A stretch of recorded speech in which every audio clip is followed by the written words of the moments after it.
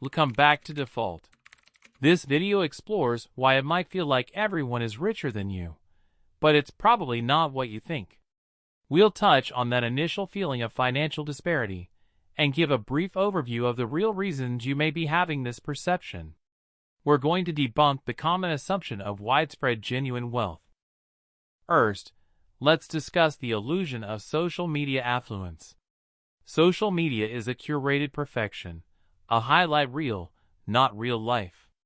Think about the filters, the editing, and the strategic posing people use. Sometimes, it's rentals and short-term displays of wealth. This leads to the comparison trap, where constant exposure fuels envy and leads to dissatisfaction with your own situation, distorting your perception of reality. Marketing and influencer culture also plays a part, with the promotion of luxury goods and experiences that normalizes expensive lifestyles, creating a sense of inadequacy for not participating. Let's examine the power of debt and lifestyle creep. Debt can become a lifestyle with credit cards, loans, and financing offering instant gratification versus long-term consequences, so people appear rich but are actually in debt.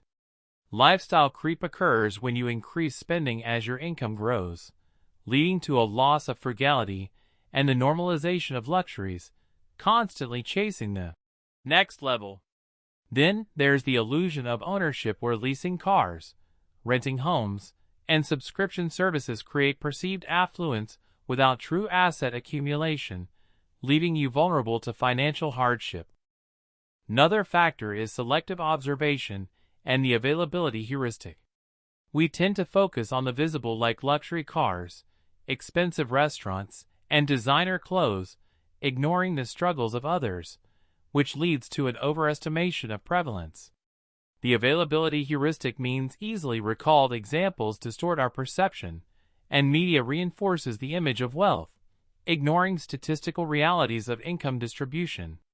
This can also be influenced by confirmation bias, where we seek out information that confirms pre-existing beliefs and ignoring evidence to the contrary, reinforcing the feeling of being poor. It is also important to understand the difference between income and wealth. Income is a flow, consisting of earnings from work and investments that can be high but unsustainable, and doesn't necessarily equate to wealth. Wealth, on the other hand, is an accumulation, assets minus liabilities, and represents real financial security, often less visible than income. Prioritizing consumption over savings means that high income can be spent easily, neglecting long-term investments, leading to perceived affluence with little actual wealth. In conclusion, it's time to reframe your perspective.